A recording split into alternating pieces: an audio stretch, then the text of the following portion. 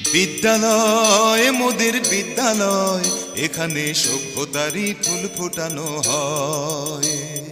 বিদ্যালয় মোদের বিদ্যালয়, এখানে সভ্যতারই ফুল ফোটানো হয়।